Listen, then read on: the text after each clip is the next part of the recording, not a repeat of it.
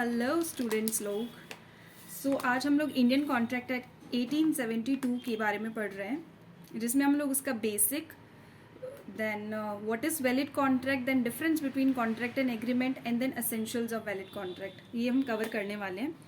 पहले देखते हैं इंडियन कॉन्ट्रैक्ट एक्ट 1872। ये आया था September 1, 1872 को, and it is applicable to whole of India. Contract means जहाँ पर कोई भी राइट्स और ड्यूटीज़, एक जब हम बिजनेस ट्रांजैक्शन में एंटर करते हैं तो जो राइट्स और ड्यूटीज़ को डिफाइन करते हैं उसको हम बोलते हैं कॉन्ट्रैक्ट। ये बहुत ही ज़्यादा यूजुअल हम लोग यूज़ करते हैं इसको, जो कॉन्ट्रैक्ट्स होते हैं। Now what is a valid contract? Valid contract के लिए हम लोग यहाँ पे देखते हैं कि section 2H of Indian contract act क्या बोलता है। कॉन्ट्रैक्ट, एक वैलिड कॉन्ट्रैक्ट कब बनता है? जब उसके अंदर दो चीज़ें हों। फर्स्टली उसके अंदर एक एग्रीमेंट का होना ज़रूरी है, एंड देन उसकी enforceability by law. Agreement and then enforceability by law. Agreement क्या होता है? एग्रीमेंट सेक्शन 2E बोलता है एक्ट का कि ऐसा कोई भी प्रॉमिस या सेट ऑफ प्रॉमिस जहाँ पर कोई कंसिडरेशन का चेंज किया जा रहा हो। अगर कोई भी पार्टीज कॉन्ट्रैक्ट में कोई भी एग्रीमेंट एंटर करती हैं तो वो प्रॉमिस कर रही है और बदले में कंसिडरेशन चार्ज कर रही हैं। प्रॉमिस क्या होता है? प्रॉमिस का मतलब जब एक पर्सन प्रपोजल रखता है और साथ ही में दूसरा पर्सन उसको एक्सेप्ट कर लेता है तो वो बन जाता है promise. Thus we say that agreement is the result of proposal made by one party to the other party and that other party gives his acceptance. एक एग्रीमेंट बनता है एक प्रपोजल प्लस एक्सेप्टेंस के साथ। अब एग्रीमेंट होना enough नहीं है। एक कॉन्ट्रैक्ट को वैलिड कॉन्ट्रैक्ट होने के लिए एग्रीमेंट के साथ साथ उसकी एनफोर्सिबिलिटी भी होनी चाहिए लॉ से। अब एनफोर्सिबिलिटी जो होती है, agreement to become a contract must give rise to legal obligation which means duly enforceable by law. तो जब भी दोनों पार्टीज एग्रीमेंट में एंटर करती हैं तो एग्रीमेंट के साथ साथ जब उसको लीगल ऑब्लिगेशन भी वहाँ पर क्रिएट होता है टू फुलफिल दैट एग्रीमेंट, तो then it becomes a valid contract. Contract is equal to accepted proposal or agreement plus enforceability by law. Those agreements which are not enforceable by law are considered as void agreements. Void agreements वो होते हैं जिनका कोई भी existence नहीं माना जाता। और हम लोग यहाँ पर सिर्फ उन्हीं कॉन्ट्रैक्ट्स की बात कर रहे हैं जो कि लीगल इन्फोर्सिबिलिटी दे रहे हों। जो सोशल एग्रीमेंट्स होते हैं, इस तरह के एग्रीमेंट्स को यहाँ पर नहीं कंसिडर किया जा रहा है। फिर हम देखते हैं कि डिफरेंस क्या है एग्रीमेंट और कॉन्ट्रैक्ट के बीच में। एग्रीमेंट का मतलब कोई भी प्रॉमिस या सेट ऑफ प्रोमिसेस होते हैं जहाँ पर कंसिडरेशन का एक्सचेंज हो रहा हो, बट कॉन्ट्रैक्ट के अंदर एग्रीमेंट के साथ साथ इन्फोर्सिबल बाय लॉ भी होना चाहिए। फिर है कि एग्रीमेंट जो है वो वाइडर स्कोप में आता है बिकॉज उसके अंदर लीगल और सोशल दोनों तरह के एग्रीमेंट्स इंक्लूडेड हैं, बट कॉन्ट्रैक्ट नैरो स्कोप में आता है बिकॉज उसके अंदर सिर्फ लीगल ही इंक्लूडेड है। Now agreement may not create legal obligation and agreement does not always grant rights to the party necessarily creates a legal obligation. A contract always grant certain rights to every party. तो agreement के अंदर ऐसा ज़रूरी नहीं है कि सामने वाले के पास राइट आ जाए, लेकिन कॉन्ट्रैक्ट के अंदर एक पार्टी के पास राइट होता है एंड अदर के पास होता है ऑब्लिगेशन। एग्रीमेंट कॉन्ट्रैक्ट नहीं होते ऑलवेज, लेकिन हर कॉन्ट्रैक्ट का एग्रीमेंट होना ज़रूरी है because after that they can be enforceable by law and can become a valid contract.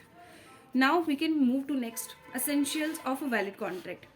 तो बहुत सारे एसेंशियल्स होते हैं वैलिड कॉन्ट्रैक्ट के, जिसमें से हम कुछ हैं जो section 10 of Indian contract act के अंदर बता रखा है और कुछ जो उसमें नहीं प्रोवाइडेड है लेकिन उनको फिर भी एसेंशियल माना जाता है। तो in terms of section 10 of the act, all agreements are contracts if they are made by the free consent of the parties competent to contract for a lawful consideration and with a lawful object and are not expressly declared to be void. सारे agreements contract बन जाते हैं अगर parties की free consent उसके अंदर हो और पार्टीज कॉम्पिटेंट हो उस कॉन्ट्रैक्ट को एंटर करने के लिए, और जहाँ पर लॉफुल कंसिडरेशन दिया जा रहा है और ऑब्जेक्ट भी लॉफुल हो और जो डिक्लेयर्ड नहीं है वॉइड, ऐसे कॉन्ट्रैक्ट्स वैलिड कॉन्ट्रैक्ट्स माने जाते हैं as per section 10 of this act.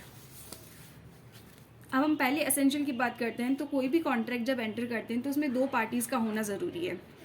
A single person can not make contract by itself. दो पार्टीज होंगी तभी उनके बीच में कॉन्ट्रैक्ट हो पाएगा, जिसे हम वैलिड कॉन्ट्रैक्ट बोल सकते हैं अगर बाकी एसेंशियल्स भी उसके अंदर इंक्लूडेड हुए तो। नाउ सेकेंड इसमें है parties must intend to create legal obligations.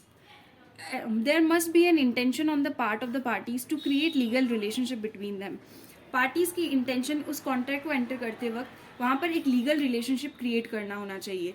Social और डोमेस्टिक तरह के एग्रीमेंट्स होते हैं वो लॉ में इन्फोर्सेबल नहीं होते, एंड दैट्स वाई उनको हम लोग कॉन्ट्रैक्ट्स नहीं बोल सकते.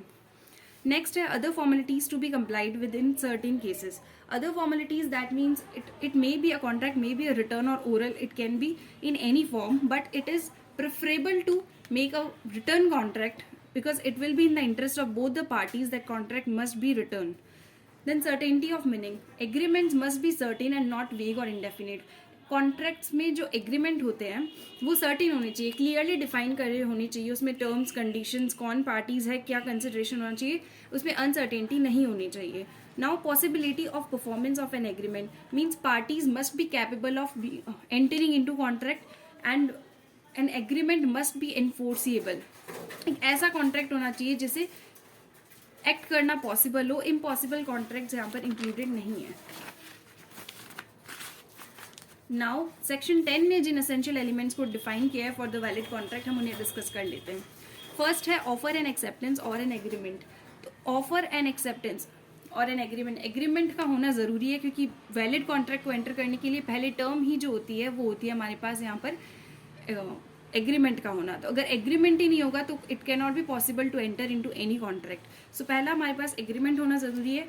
And then free consent means parties जो है उनकी पूरी कंसेंट उसमें होनी चाहिए कॉन्ट्रैक्ट में एंटर करने की. पार्टीज अगर दोनों तरफ से अगर कंसेंट दे देती हैं, free consent without any caution, undue influence, fraud, miss representation और मिस्टेक, तो वो एक कॉन्ट्रैक्ट जो है वैलिड कॉन्ट्रैक्ट बन सकता है. इसमें एक टर्म आती है consensus ad idem. That means it has to be free consent of parties. They should be means there is an understanding between the parties that their minds should agree on what they have been contracted. Next is capacity of the parties. It is not enough कि parties की सिर्फ free consent हो, but उनकी capacity भी होनी चाहिए. That means they should not be minor. वो minor नहीं होने चाहिए, उनकी majority होनी चाहिए age, and then unsound mind नहीं होने चाहिए. They should be of sound mind and they should not be disqualified in any law to which he is or she is subject.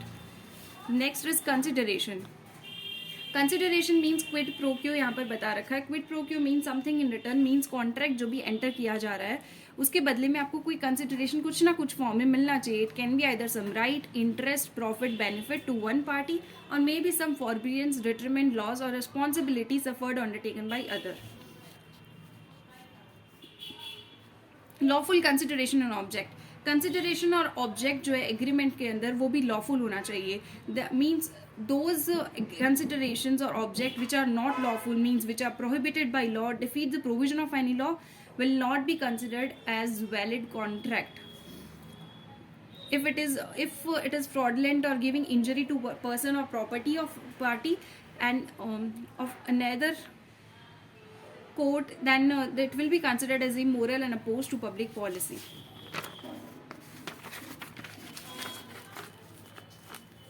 Not expressly declare to be void. कोई भी contract जब enter किया जाता है तो agreement जो उसके अंदर है वो लॉ ने डिक्लेयर ना किया हो void. It must not be illegal और void. So void agreement is one without any legal effects, तो वो वैलिड कॉन्ट्रैक्ट नहीं बन सकता. सो ये सारी एसेंशियल जो है इनकी कंप्लीशन पे ही कोई कॉन्ट्रैक्ट जो है वैलिड कॉन्ट्रैक्ट बन सकता है और इनका फुलफिलमेंट होने पे ही एक वैलिड कॉन्ट्रैक्ट बन सकता है. So these are the topic today we are covering. I hope आप लोगों को समझ आ गया हो, और अगर आपके मन में कोई भी डाउट है then you can comment and ask me. Okay, thank you.